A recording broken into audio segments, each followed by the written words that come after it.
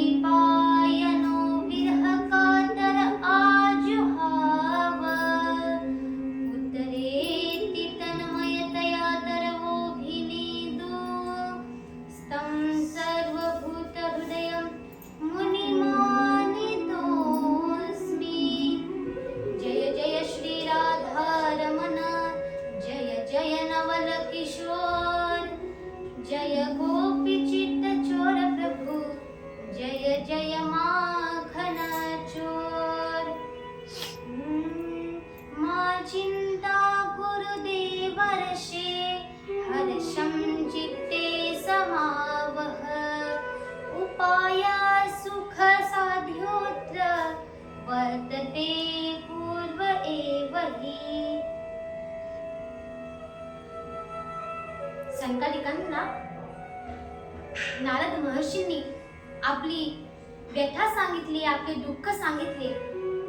त्यावर संकालिक म्हणाले, नारदजी, आपण चिंता करू नका, आपण आपले मन प्रसन्न ठेवा, कारण याचा उपाय पहिल्यापासून विद्यमान आहे। विद्वानांनी ज्ञान यज्ञाला सत्कर्माचे सूचक मानले आहे। शुकदेवजी महाराजांनी ज्याचे गायन केले ते श्रीमद भागवत कथेचे अनुष्ठान किंवा पारायण हेच ते सत्कर्म आहे। त्यांचे शब्द ऐकताच भक्ती, ज्ञान आणि वैराग्य यांना मोठी शक्ती प्राप्त होईल। त्यामुळे ज्ञान आणि वैराग्य यांचे कष्ट नाहीसे होतील आणि भक्तीला आनंदही प्राप्त होईल। सिंहगर्जना ऐकून ज्याप्रमाणे लांडगे पडून जातात, त्याचप्रमाणे श्रीमद भागवत कथा कानी पडताच कलियुगातील दोष नाहीसे होतील। नारदजी म्हणाले, वेदांताचे पठण आणि गीता पाठ करून पण ज्ञान आणि वैराग्याला जाग आली नाही, तर मग आता भागवत कथा ऐकून यांना जाग कशी येईल? कारण भागवत कथेच्या प्रत्येक पदामध्ये वेदाच्या सारांशाचे कथन केलेले आहे। संकालिक म्हणाले, श्रीमद भागवत कथा ही वेद आणि उपनिषदांच्या सारस्वतातूनच प्रकट झाली आहे, पण हे स्वतंत्र फलरूप असल्या कारणामुळे वेद आणि उपनिषदांपेक्षाही उत्तम मानली आहे।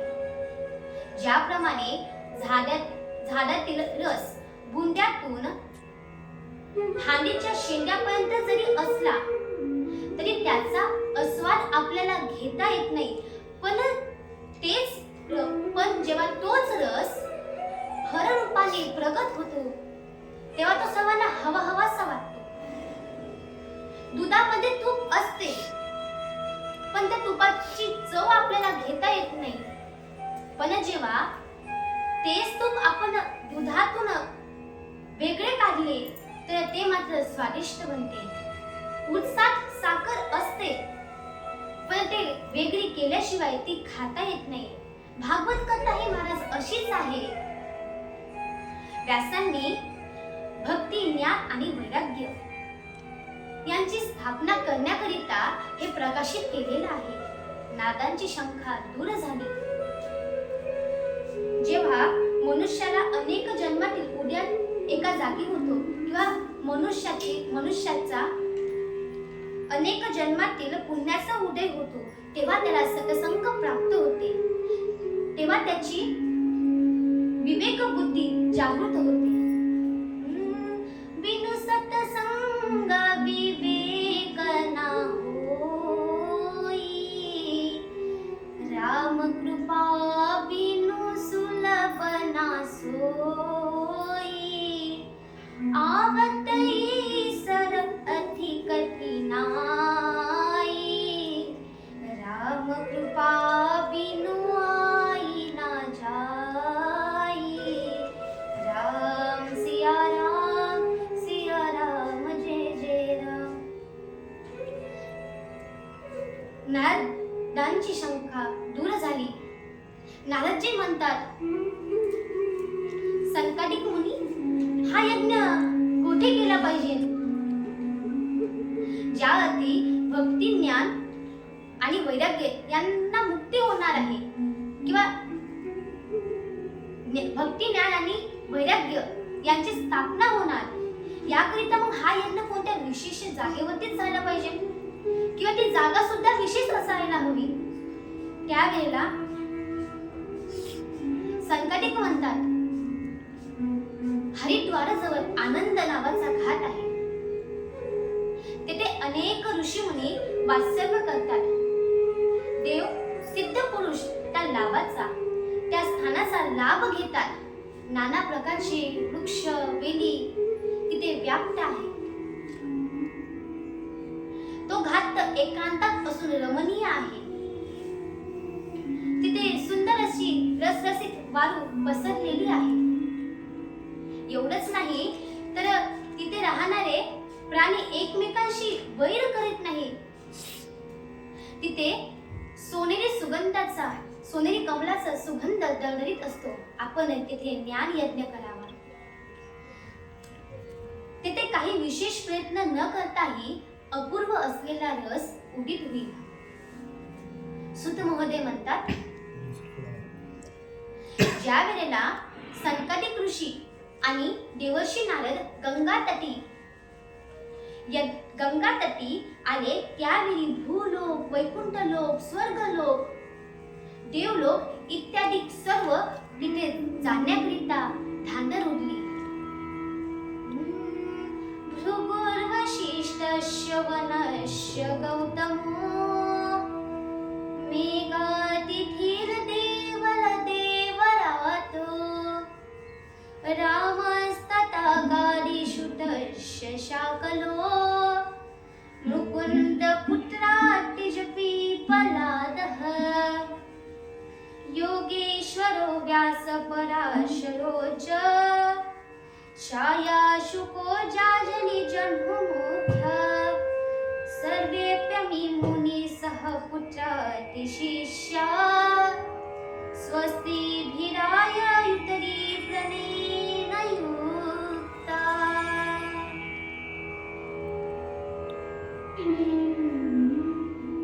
ज्यावेळी नारदांबरोबर संकादिक ऋषी गंगातटी ज्ञान यज्ञाला आरंभ केला, त्यावेळी भृगु, वशिष्ठ, च्यवन, गौतम, मेघातिथी, देवल, देवराट, परशुराम, विश्वामित्र, शकल, मर्कंडे, योगेश्वर, व्यास, पराशर, छायासु इत्यादी सर्व मुनीवर आपल्या पुत्रासह, आपल्या पत्नीसह तिथे प्रेम भराने तिथे उपस्थित झाले. याच खेरीज वेद, उपनिषदे, तंत्र, मंत्र, शास्त्र, न्याय, वैशेषिक, सांख्य, योग, पूर्वमीमांसा, उत्तरमीमांसा तसेच 17 पुराण तेथे मूर्त रूप धारण करून आले. एवढेच नाही तर मग कोण कोण आलं तर बघा, गंगा आदी नद्या, पुष्कर आदी सरोवरे, सर्व तीर्थक्षेत्र, सर्व दिशा, दंडकारण्य आदी अरण्य, हिमालय आदी पर्वत, तसेच देव, दानव, राक्षस, भगवान शंकर आले, भूत पिशाच सर्व घेऊन आले. सर्वजण तिथे उपस्थित झाले. सर्वजण कथा ऐकण्यासाठी आले. श्रोत्यांमध्ये वैष्णव, विरक्त, संन्यासी, ब्रह्मचारी पुढे येऊन बसले. सर्वांनी नमस्कार केला.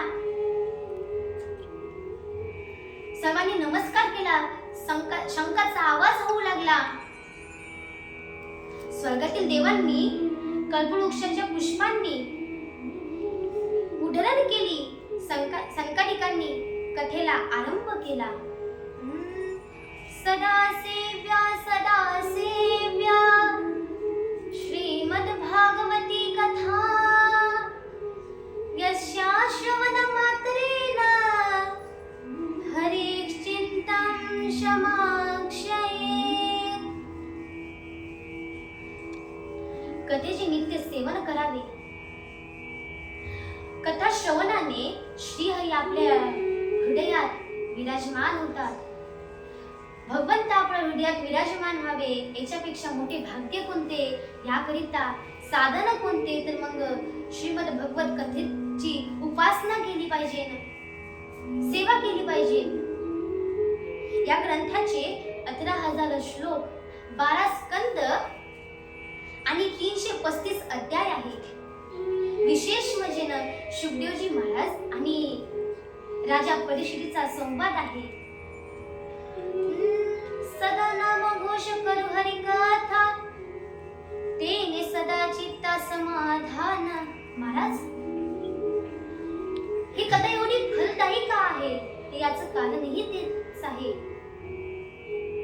जे फळ तप योग आणि समाधी पुढे प्राप्त होत नाही, ते कथा श्रवण केल्याने किंवा हरिचिंतन केल्याने होते. सुतजी म्हणाले, शौनको, ज्यावेळी संकटिक मुनीवर कथा सांगण्याकरिता सप्ताह श्रवण विधी सांगू लागले, त्यावेळी सभेमध्ये एक आश्चर्य घडले. तारुण्य अवस्था प्राप्त झालेल्या 2 मुलासह भक्ती महाराणी भक्ती तेथे अकस्मात प्रगट झाली आणि मुखाने श्री कृष्ण गोविंद हरे मुरारी, ए नाथ नारायण वासुदेवा, श्री कृष्ण गोविंद हरे मुरारी, ए नाथ नारायण वासुदेवा, या नामाचा वारंवार जय घोष करू लागली. गायनाची उडे आपुलिया छंदे, मनाची आनंदे डुलतसे वेचकरी. भक्ती सुतोत तरुण गृहीत्वा, प्रेमे करूपा सहसा विरासित, श्री कृष्ण गोविंद हरे मुरारे, नाथेती नावाने मुहुर्वदन्ते. कथेला आरंभ झालाय. जिकडे तिकडे आनंदी आनंद आहे. कथा श्रवण करण्यासाठी सर्वजण विराजमान आहे. तिथे त्या कथेमध्ये भक्ती महाराणी ज्ञान आणि वैराग्य यांच्यासह प्रगट झाली. नृत्य करता करता नामस्मरण करू लागली, जयघोष करू लागली. जिकडे तिकडे नामस्मरण चालू आहे, नामघोष चालू आहे. भक्ती महाराणीने संकलिकांना नमन करून विचारले, इथे सर्वांना बसण्याकरिता आसन आहे, भिन्न भिन्न आसन व्यवस्था आहे. अहम भवतिष्ठामि, मी कुठे बसू, मला स्थान द्या. त्यावेळेला संकटिक महाराज म्हणाले, संकटिक मुनिवर म्हणाले, तू भक्तांना भगवत स्वरूप देणारी, तू भक्तांना भगवत स्वरूप देणारी आहे. त्यांचे अनन्य प्रेम संपादन करणारी आहे. इतकेच नाही तर तू भयरोग नाहीसे करणारी आहे. म्हणून तू धैर्य धारण करून विष्णू भक्तांच्या हृदयात वास कर. सकल भुवन मध्ये निर्धनास्ते पिधन्या, निवसते हृदयेषां श्री हरे भक्तिरेका. हरिरपि निज लोकं सर्वथा तो विहाय, प्रविशान्ति हृदि तेषां भक्ति श्रुतोपनाध. ज्यांच्या हृदयात केवळ हरिभक्तीच आहे किंवा ज्यांच्या हृदयात केवळ हरिभक्तीचाच निवास असतो, मग ते निर्धन का असेना, परंतु ते परम धन्य आहे.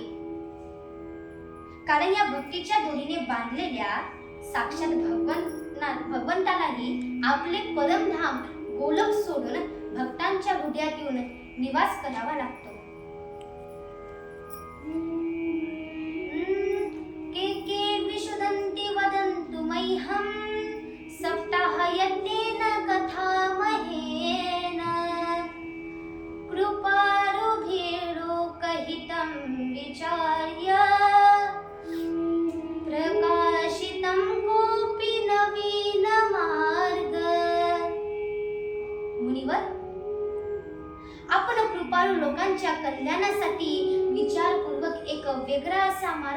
खोडून काढला आहे. परंतु या कथारूप सप्ताह यज्ञाने कोण पवित्र झाले ते आपण मला सांगा.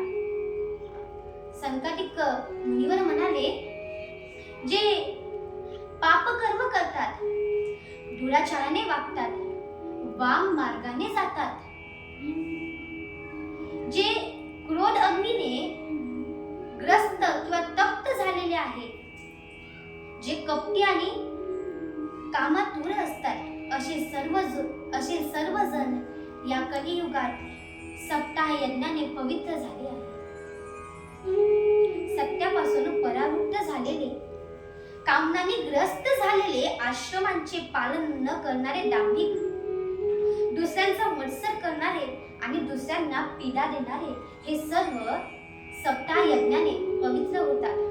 तसेच मद्यपान, ब्राह्मण हत्या, सुवर्ण चोरी, गुरुस्त्री गमन आणि विश्वासघात हे 5 महापापे करणारे, कपट व ढोंग करण्यात तत्पर असणारे जे व्यभिचारी आहे, ते या कलियुगामध्ये सप्ताह यज्ञाने पवित्र होतात.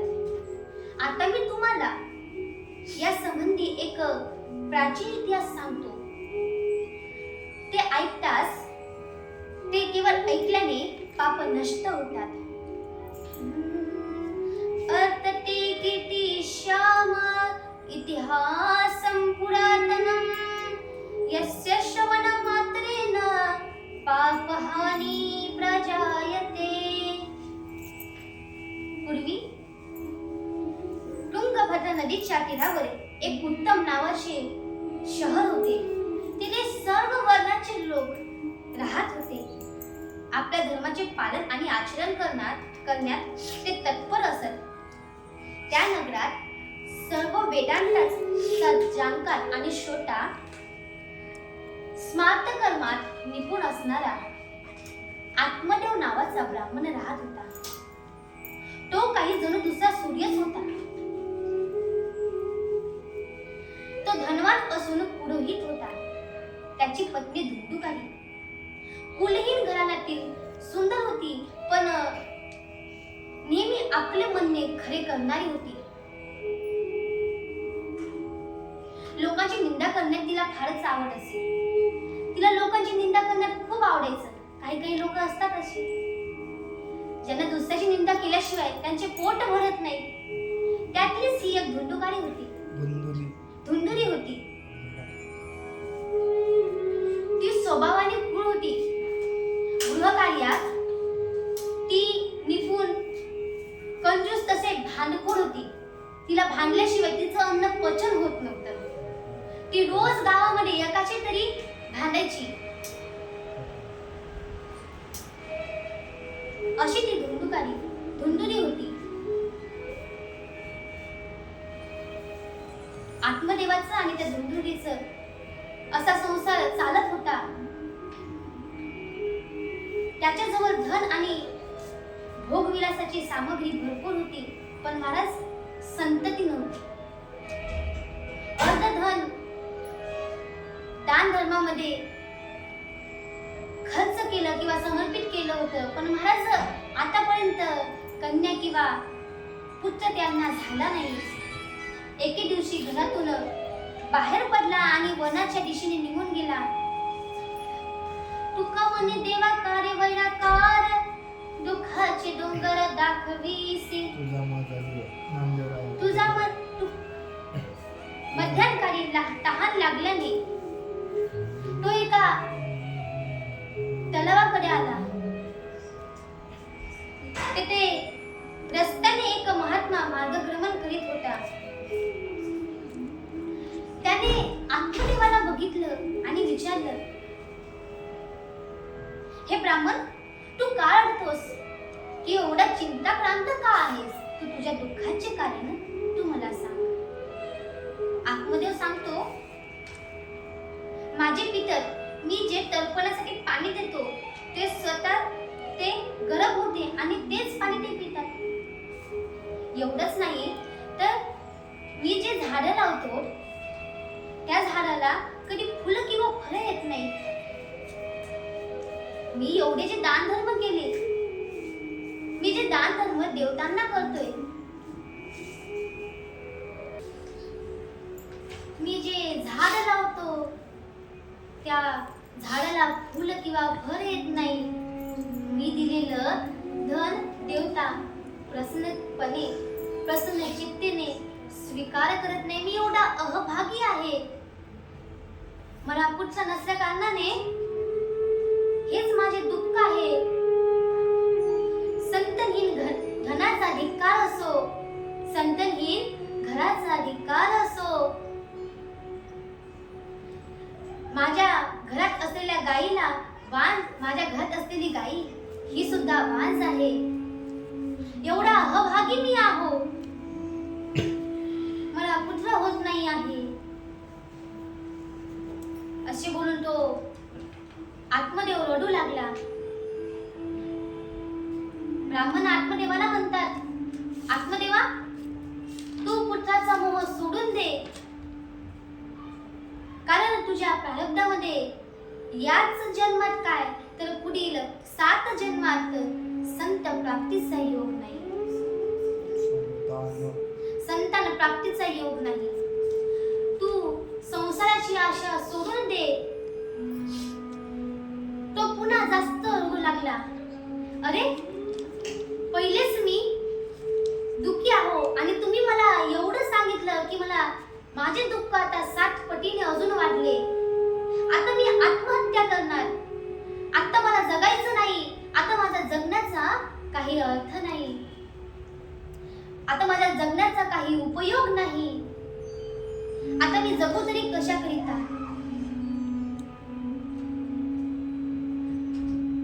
ब्राह्मण म्हणाले, आत्महत्येसारखं दुसरं पातक नाही. अरे, पण तुझ्या ललाटावरच पुत्रयोग लिहिलेला नाही. माऊली वर्णन करतात, का ललाटीची लिहिले न मोडे का काही केले, कारे गोरे पण धुतले हितो नेने. आत्मदेव म्हणाला, महात्म्यांनी व संतांनी जर विचार केला ना तर विधानाचा विधानही बदलू शकेल. आता तुम्हीच माझ्यावर काहीतरी कृपा करा, नाहीतर माझा जगण्याचा काही उपयोग नाही. नाहीतर मी आता आत्महत्या करेल. संन्यासाला वाटलं आता काहीतरी करावं. म्हणून संन्यासाने आपल्या झोळीतून एक फळ काढलं आणि आत्मदेवाच्या हातात दिलं आणि सांगितलं, हे तू तुझ्या पत्नीस खायला दे. त्यामुळे ती गर्भवती राहील आणि तुला पुत्र संतती लाभेल. असे म्हणून संन्यासी निघून गेले. आत्मदेव घराकडे परतला. याने ते फळ आपल्या पत्नीस दिले आणि सांगितले, हे तू खा, ज्या योगी तुला गर्भ राहील. पण ती धुंदुली तिने विचार केला, जर मी हे फळ खाल्ले तर माझे पोट मोठे होईल, त्यामुळे मला गर्भ राहील. मग मला काही खाता पिता येणार नाही. जर दैववशात गावात चोरी झाली तर मग मी पळून कशी जाणार आहे, अशी विचार करणारी ती धुंदुली काय विचार करते महाराज. फलभक्षेन गर्भस्यात् गर्भण्योदर बुद्धिता. फलभक्षेन गर्भस्यात् फलभक्षेन गर्भस्यात् गर्भेण्योदर बुद्धिता. स्वल्पभक्षं ततो शक्तिर् गृहकार्यं कथं भवेत्. एक दिवस तिची बहीण तिच्या घरी आली. धुंदुलीने ते पण खाल्लेच नव्हते आणि तितक्यात तिची बहीण तिच्या घरी आली. हिने घडलेला सर्व वृत्तांत तिला सांगितला. तिची बहीण म्हणाली, बघ, मी गर्भवती आहे. मला झालेलं मूल मी तुला देईन. मला झालेलं मूल मी तुला देईन. त्याच्या बदल्यात तू मला धन दे. आणि या फळामुळे खरंच पुढचं संतती होती का हे बघण्याकरिता तू काय कर, हे फळ गाईला खाऊ घाल. हिने सांगितलं महाराज आणि तिने केलं. तिने ते फळ त्या गाईला खाऊ घातलं. इकडे तिच्या बहिणीने सांगितलंय तू गर्भ राहण्याचं सोंग कर किंवा धोंग घे. इकडे बहिणीला मुलगा झाला. तिने तो धुंदुलीला आणून दिला. धुंदुलीने तो मुलगा घेतला आणि तिला त्या बदल्यात धन दिलं. बघा लोकांची वृत्ती काय असते. तितक्यातच 3 महिन्यांनी लगेच गाईलाही मुलगा झाला. धुंदुलीमुळे जो मुलगा झाला त्याचं नाव धुंदुकारी ठेवलं आणि गाईमुळे जो झाला त्याचं नाव गोकर्ण ठेवलं. काही काळ निघून गेला. दोन्ही बालकांनी तारुण्य अवस्थेत प्रवेश केला. इकडे गोकर्ण मोठा पंडित, ज्ञानी आणि विद्वान झाला. गावात चर्चा होऊ लागली. बघा आत्मदेवाचे काय भाग उदयाला आले. एक वेळ यांना काही नव्हतं. यांनी लावलेलं साऱ्या झाडाला फळ येत नव्हतं. आता गाईलाही मुलगा झाला आणि तो ज्ञानी झालाय आणि यांनाही मुलगा झाला. इकडे गोकर्ण विद्वान झाला, ज्ञानी झाला. परंतु धुंदुकारी मोठा दुष्ट झाला. तो स्नान करत नव्हता. अभक्ष सेवन करत होता. जे खाऊ नये ते खात होता, जे पिऊ नये ते पित होता. कबीरदासजी महाराज म्हणतात, औतहात का मानव देह अल्लाने तुझे दिया. औतहात का मानव देह भगवान ने तुझे दिया.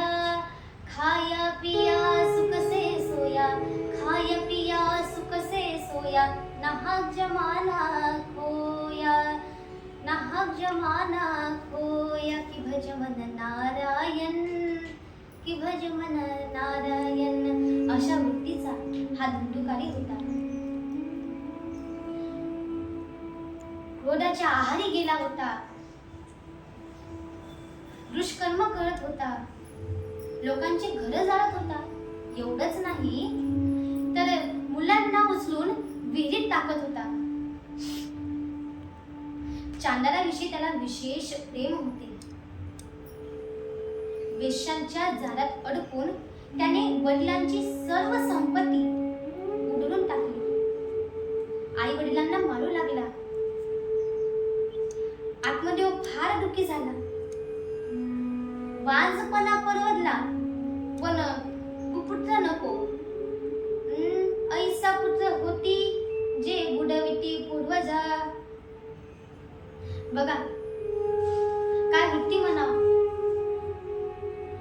ज्या आई वडिलांनी जन्म दिलाय त्यांनाच मारावं. एवढा कपट किंवा एवढ्या वाईट वृत्तीचा तो होता. आत्मदेव विचार करतात, आता मी कुठे जाऊ, आता मी काय करू. त्यावेळे गोकर्ण तिथे आला. क्व तिष्ठामि क्व गच्छामि को मे दुःखं व्यापोहेत्. प्राणस्त्यजामि दुःखेन हा कष्टं मम संस्थितं. गोकर्ण म्हणाला, बाबा हा संसार असार आहे. हा अत्यंत दुःखाला पडणारा आहे. दुःख बांधवणे आहे हा संसार. सुखाचा विचार नाही कुठे.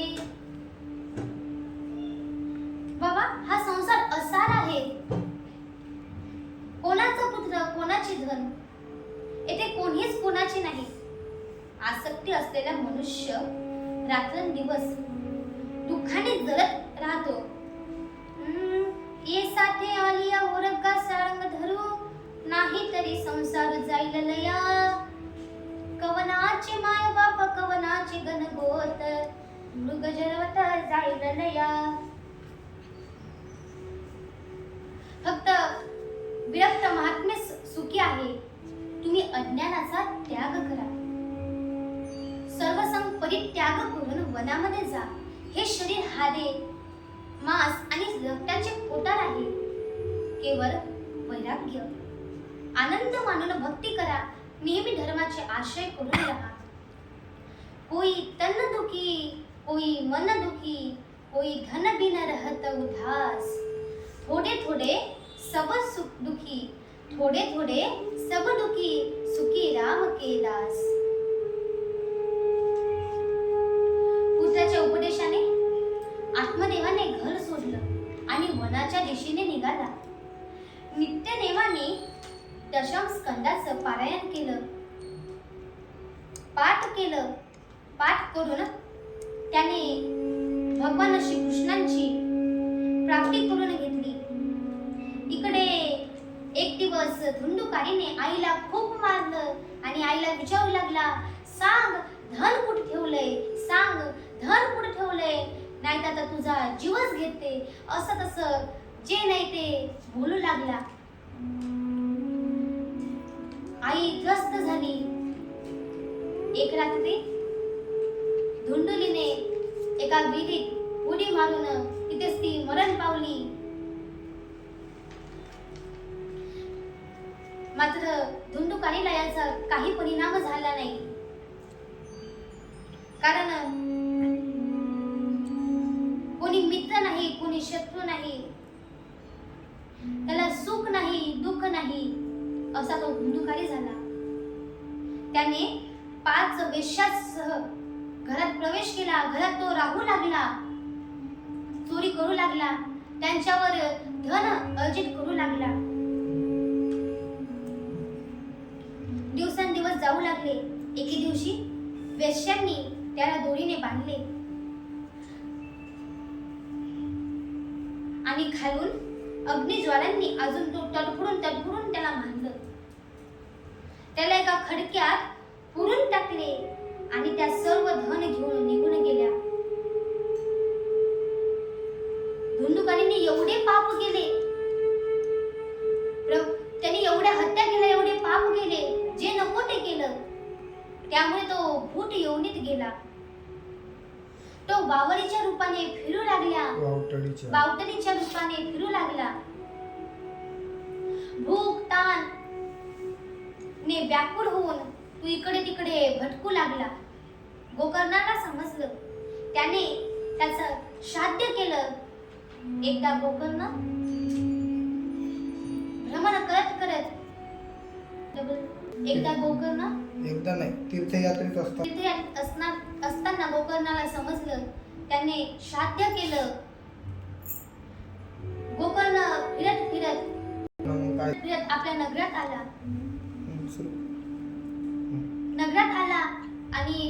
आणि सरळ आपल्या घरात गेला.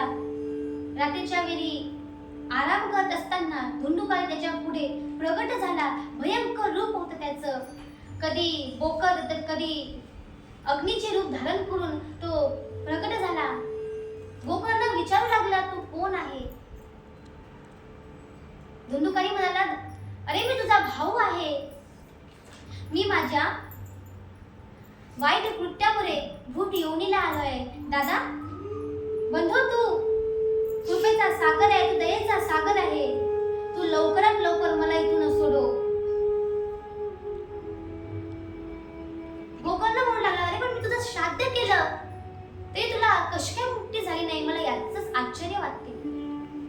धुंडुकारी म्हणाला, तू माझं शेकोडं गाय श्राद्ध करूनही माझी मुक्ती होणार नाही, किंवा तू माझं शेकोडं वेळा जरी गाय श्राद्ध केलं माझी मुक्ती होणार नाही. गया श्राद्ध केलं तरी मला मुक्ती भेटणार नाही. पहाटेला गोकर्ण सूर्याला आचमन देत असताना सूर्य भगवंतांनी सांगितलं श्रीमद भगवत कथेची उपासना कर.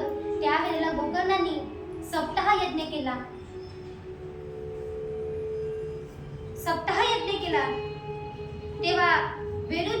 तेव्हा धुंदुकारी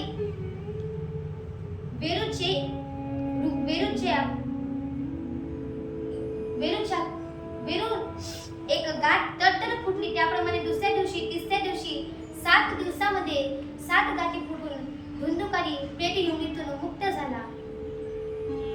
तो दिव्य शरीर धारण करून सर्वांसमोर प्रगट झाला. त्याने गोकर्णाला नमस्कार केले. बंधू, तू दयाळूपणे माझी प्रेत योनीतून सुटका केली. प्रेत पीडेचा नाश करणारी ही कृपा धन्य आहे. वैकुंठातील पार्षदासह एक विमान तेथे उतरले.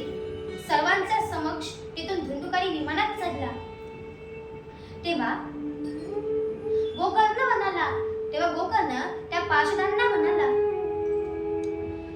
कथा सर्वांनी श्रवण केली, मग तुम्ही सर्वांनी त्या विमान का नाही आणले?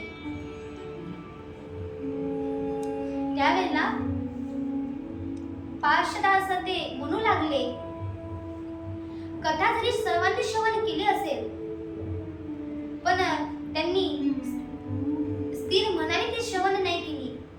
धुंदुकारीसारखी कोणीच केली नाही किंवा धुंदुकारीसारखी कथा कोणीही श्रवण केली नाही. गोकर्णाला म्हणाले, तुम्हाला न्यायला साक्षात भगवंत येईल. तुम्ही परत एकदा कथा ऐकवा किंवा कथा श्रवण करा. त्यावेळेला श्रावण महिन्यात गोकर्णांनी परत एकदा सप्ताह यज्ञ केला आणि स्वतः भगवंत गोकर्णाला न्याय करता आले.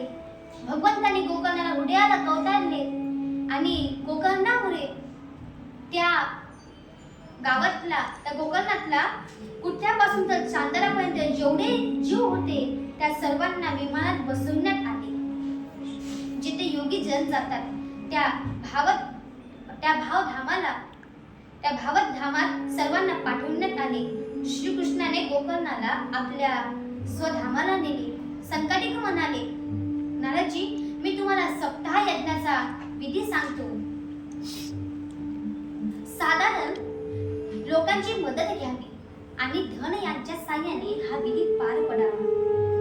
विवाहासाठी किंवा एखाद्या मुलीच्या विवाहासाठी जेवढे धन लागते तेवढ्या धनाची व्यवस्था करावी. सुंदर अशा व्यासपीठाची निर्मिती करावी. सप्ताह करण्यासाठी आषाढ, श्रावण, भाद्रपद, अश्विन, कार्तिकी आणि मार्गशीर्ष हे 6 महिने विशेष फलदायी मोक्षदायी आहेत आणि शक्य होईल तसं प्रयत्नपूर्वक सर्वांना निमंत्रित देण्याचा प्रयत्न करावा. जागेची स्वच्छता, सांड संवर्जन, रंग रांगोळी इत्यादी करावी किंवा इत्यादी कार्यांचं आयोजन करावं. एवढंच नाही तर ओम नमो भगवते वासुदेवाय या मंत्राचा जप करावा. शेवटी सप्ताह यज्ञाची सांगता होईल तेव्हा श्रोत्यांनी ग्रंथ आणि श्रोता यांची पूजा करावी. अशा प्रकारे आपले मनोरथ पूर्ण झालेले पाहून नारद अतिशय प्रसन्न झाले. शुकदेवजी तेथे आले.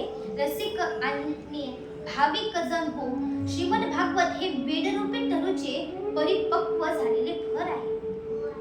श्री शुकदेवांच्या मुखातून निघालेल्या असल्यामुळे अमृत रसाने परिपूर्ण आहे.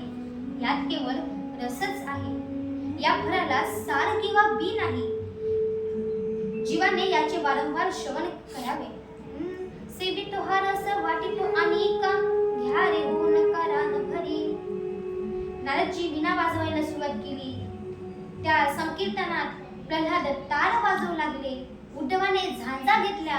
अर्जुनाने गायन सुरू केले. इंद्र मृदुंग वाजवू लागले. संकालिक जय जयकार करू लागले आणि सर्वांच्या पुढे व्यासपुत्र शुकदेव वेगवेगळ्या हावभावाने कथा सांगू लागले. कथा त्रिवेणी संगम देव भक्तानी नाम, तेथेची उत्तम चरण वंदिता झालेली सेवा.